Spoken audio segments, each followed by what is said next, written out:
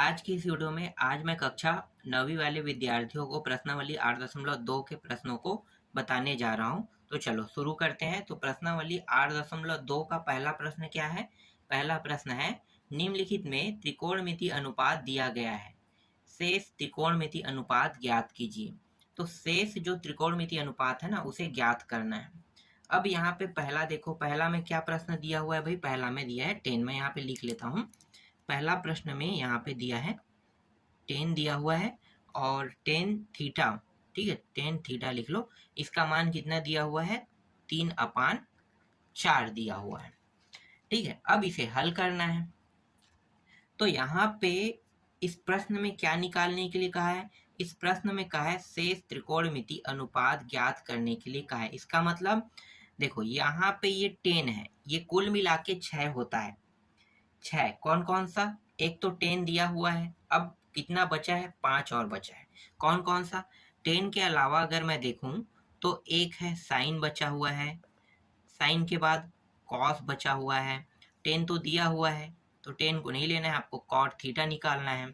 इसके बाद sec theta निकालना है और एक है कोसेक थीटा है। तो ये 5 जो मान है ना, इन पांचों के मानों को आपको निकालना है। इस प्रश्न में यही कहा है। कैसे निकालोगे? तो हम क्या करने वाले हैं, यहाँ पे हम लोग यहाँ पे एक चित्र का निर्माण करने वाले हैं। ठीक है, एक चित्र का पहले निर्माण कर लेते हैं। इस तरह से एक चित्र का निर्माण कर लो यहाँ पे। ठीक है, एक को ए बिंदु पॉइंट दे देते हैं, इसको बी और इसको सी बिंदु पॉइंट दे देते हैं। यहाँ तक आपको समझ में आया? अब यहाँ पे क्या है? टेन थीटा का मान 3/4 दिया है और टेन थीटा को लिखते कैसे हैं? लिखते हैं लंब बटा, क्या लिखते हैं? आधार, ऐसे लिखते हैं। तो लंब क्या हो गया? ऊपर का 3 और आधार क्या हो गया? 4। अब यहाँ पे लंब और आधार कौन सा है? तो ये वाला जो रेखा है ना, ऊपर की ओर जाने वाले को लंब कहते हैं। तो लंब का मान यहाँ पे आ जाएगा 3 और आधार का मान नीचे में 4। निकालना है मुझे इस वाले भुजा का मान। तो कैसे निकालोगे? तो इसके लिए पाइथागोरस प्रमेय उपयोग करेंगे। तो यहाँ पे लिखो पाइथागोरस प्रमेय से। पाइथागोरस प्रमेय लगा देते हैं। तो इसका सूत्र क्या होता है?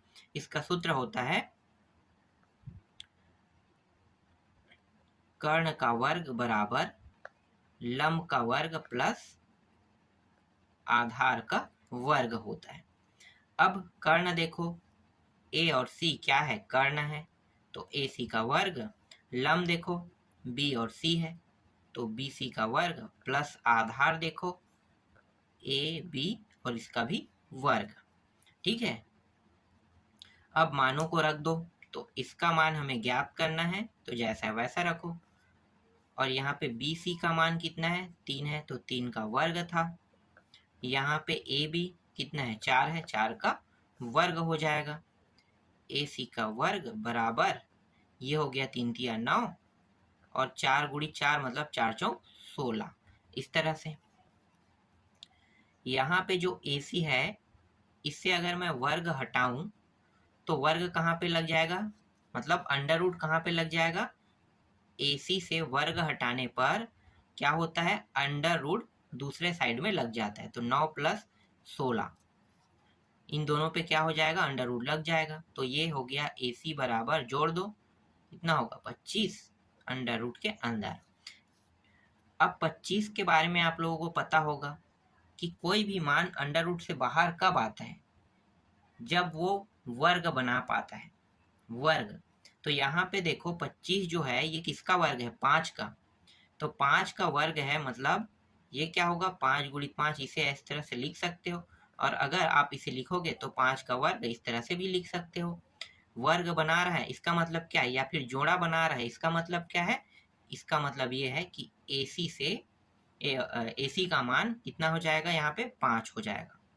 ठीक है, जोड़ा बनाने वाले मान को एक बार लिखते हैं। तो AC का मान प्राप्त हो गया 5। इस 5 को अब यहाँ पे लिख लो। ठीक है, तो इस तरह से यहाँ पे BC का मान 3, AB का मान 4 और AC का मान 5 है। समझ में आ गया? 5 निकल गया। अब यहाँ पे एक त्रिभुज जो है इसमें तीनों भुजाओं का मान पता है, तो अब आसानी से साइन, कॉट, सेक, कोसेक इन सभी का मान निकाल सकते हैं। तो चलो अब निकालते जाते हैं। तो पहले साइन का निकाल लेते हैं। तो साइन थीटा बराबर, साइन क्या होता है? साइन का सूत्र होता है लंब अपान कर्ण होता है। तो लंब कितना है देखो, 3 और कर्ण 5, तो 3/5 आ गया। इसके बाद कॉस निकाल लेते हैं। तो कॉस का मान देखो, आधार बटे क्या होता है कर्ण, तो यहाँ पे आधार लिखो अपान कर्ण बराबर 4/5 होता है। 10 का तो निकल चुका है अभी पहले से, कहाँ पे? यहाँ पे है। ठीक है, बचा क्या है? बचा है, बाकी को मैं बगल में कर देता हूँ, कॉट है। ठीक है, कॉट थीटा का मान कितना होगा? तो इसका होगा आधार अपान लंब होगा। ये जस्ट उल्टा होता है, तो नीचे के मान ऊपर, ऊपर के मान नीचे कर दो तो आ जाएगा आंसर ऐसे भी। तो 4 और 3 लिख सकते हो इस तरह से, 4/3। तो देखो इसका जस्ट अपोजिट होता है, तो इस तरह से तरीके लगा के भी आप निकाल सकते हो। तो यहाँ पे आधार 4 है और ये 3 है।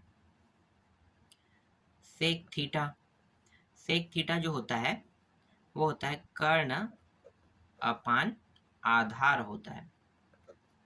ये जो है ना, ये कॉस थीटा का उल्टा होता है। तो कॉस थीटा का मान देखो, यहाँ पे आधार अपान कर्ण है, इसको अगर पलट देंगे तो क्या होगा? 5/4 हो जाएगा। तो यहाँ पे देखो कर्ण का मान 5 और 4, उल्टा भी करने पर भी आ रहा है, तो 5/4। कोसेक थीटा का मान होता है कर्ण अपान लंब होता है, ये साइन का उल्टा होता है। तो देखो कर्ण कहाँ पे है? 5 और इसका मान 3, तो 5/3। और इस प्रश्न में इन सभी का मान निकालने के लिए कहा था और मैंने यहाँ पे इन सभी का मान निकाल दिया। समझ में आया? तो ये कंप्लीट हो गया पहला प्रश्न। चलो दूसरा देखते हैं।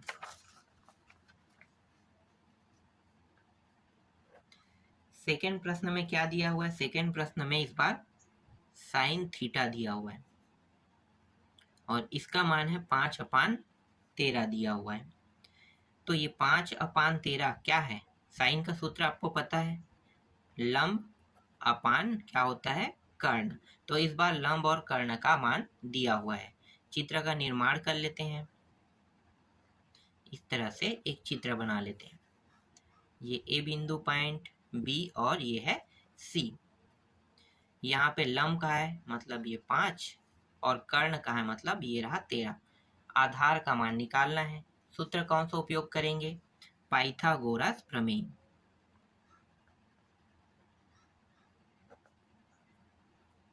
प्रमेय से क्या होता है?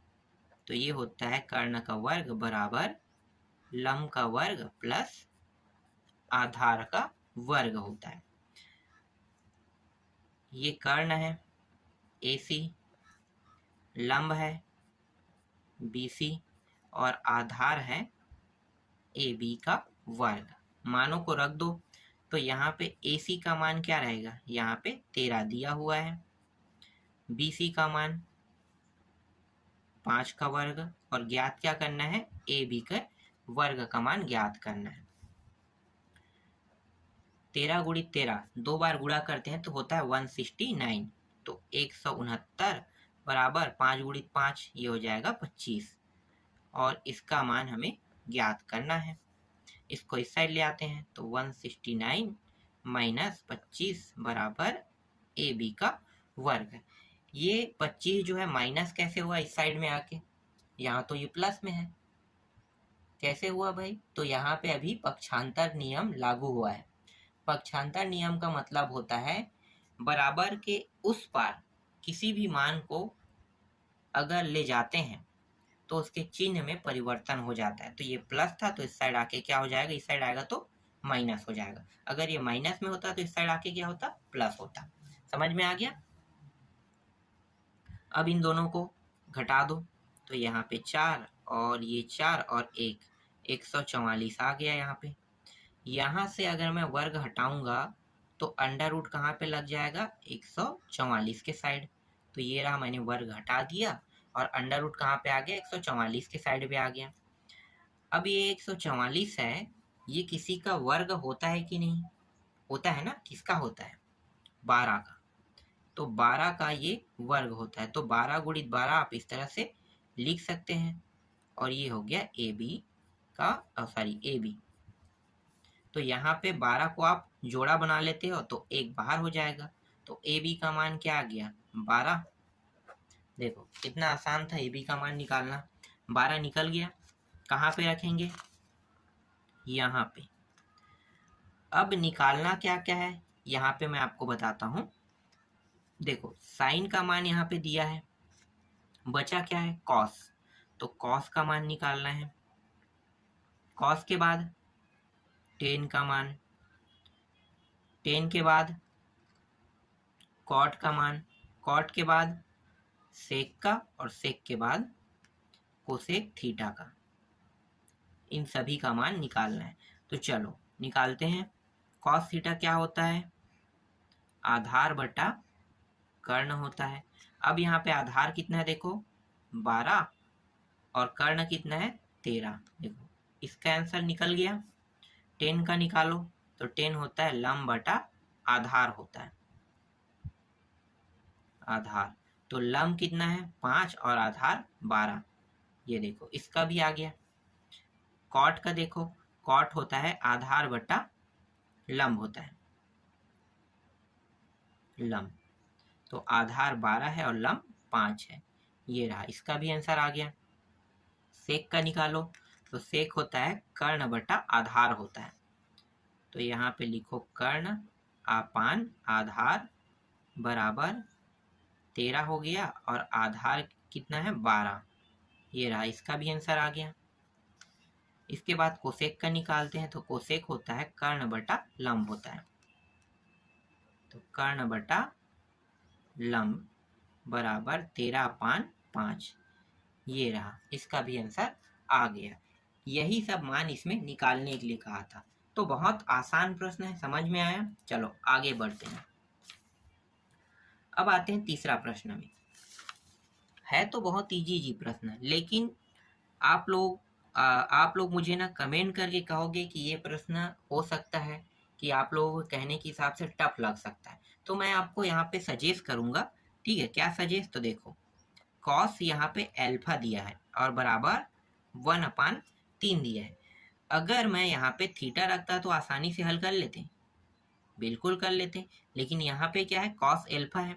तो ये कॉस एल्फा को मैं कैसे लिख सकता हूँ, थीटा लिख सकता हूँ कि नहीं, बिल्कुल लिख सकता हूँ।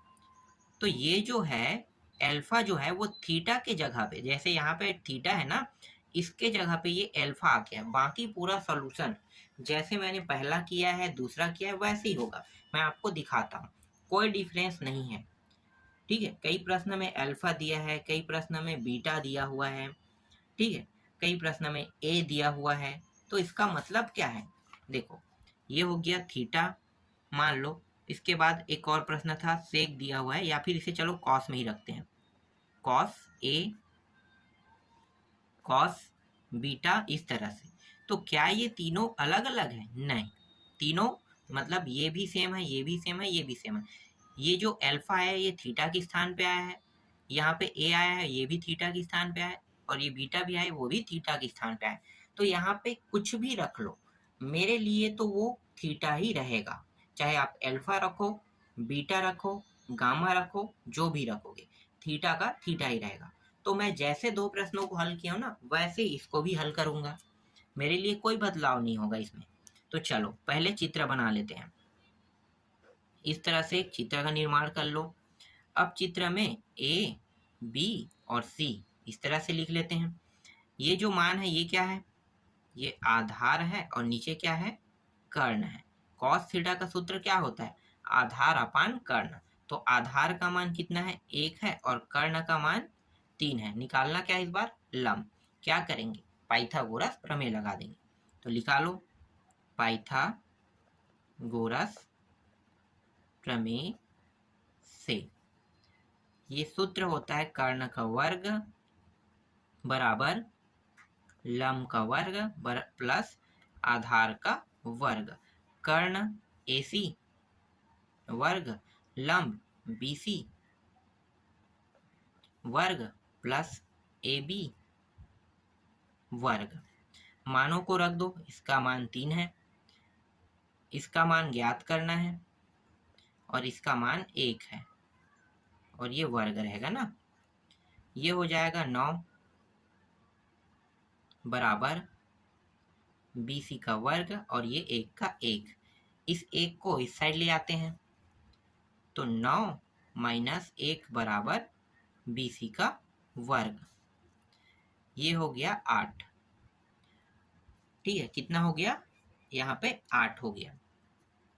अब इस BC से वर्ग को अगर मैं हटा दूं तो अंडर रूट कहाँ पे आ जाता है? यहाँ पे। अब 8 को देखो, ये क्या किसी का वर्ग है? नहीं, 8 कभी भी किसी भी संख्या का वर्ग नहीं होता है।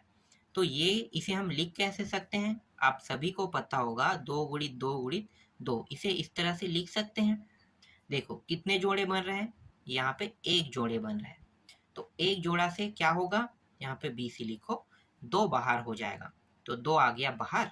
बचा क्या? देखो ये जोड़ा है, ये जोड़ा बन गया, मतलब ये पूरा 2 जो है ना एक बार में बाहर हो गया। बचा क्या? ये वाला 2 अकेला है, तो इसे अंडर रूट के अंदर रख दो। तो यहाँ पे BC का मान कितना है? 2 अंडर रूट 2। इसे यहाँ पे लिख लो, 2 अंडर रूट 2। अब कौन कौन से मान निकालना है भाई? तो निकालने वाले मानों को लिख लेते हैं। कॉस अल्फा दिया हुआ है, निकालना है। साइन अल्फा निकालना है, टेन अल्फा निकालना है, कॉट अल्फा निकालना है, सेक अल्फा निकालना है और एक होता है कोसेक अल्फा। ठीक है, 6 होता है जिनमें से 5 का मान निकालना और एक पहले से दिया हुआ है, तो उसके हिसाब से हम हल किए हैं। तो बाकी जो मान है निकालने वाले उसको देख लेते हैं। तो ये होगा लंब अपान कर्ण। लंब है यहाँ पे 2 अंडर रूट 2 और कर्ण कितना है? 3। ये रहा, इसका आंसर आ गया। 10 का देखो, लंब बटा क्या होता है? लंब बटा होता है आधार। तो लंब कितना है? 2 अंडर रूट 2 और आधार 1 है। ये रहा, इसका भी आंसर आ गया। कॉट अल्फा का देखो, तो आधार बटा क्या होता है? लंब होता है। आधार बटा लंब, तो ये 1 अपान 2 अंडर रूट 2 हो गया। ठीक है, ये आधार है, ये लंब है। सेक का देखो, तो सेक का होता है यहाँ पे कर्ण अपान क्या होता है? आधार होता है। ये कर्ण 3 है और आधार 1 है, तो मतलब ये 3 अपान 1, या फिर सिर्फ 3 लिख सकते हो इस तरह से। ठीक है, 1 के साथ भाग दोगे 3 को तो 3 का 3 ही प्राप्त होगा। अब कोसेक का देखो, तो यहाँ पे पहले मैं लिख लेता हूँ कर्ण अपान लंब। तो कर्ण देखो 3 और लंब ये रहा, तो 3 अपान 2 अंडर रूट 2। ठीक है, ये क्या है? इसका आंसर है। तो इस तरह से 3 तक के प्रश्न कंप्लीट हो गया। अब बाकी के प्रश्न आपसे बन जाएंगे कि नहीं? मेरे हिसाब से आपसे बन जाना चाहिए, क्योंकि अब जो प्रश्न है ना वो बहुत इजी है। फिर भी हो सकता है एक प्रश्न में अंडर रूट दिया है और आप लोगों को कठिन लग सकता है, तो मैं उस प्रश्न बस को बता देता हूँ जिसमें अंडर रूट दिया है। देखो, इसके बाद जो चौथा प्रश्न है मैं ऐसे ही अभी बताता हूँ आपको। ठीक है, चौथा प्रश्न क्या है? यहाँ पे दिया हुआ है कॉट थीटा बराबर 1 दिया है।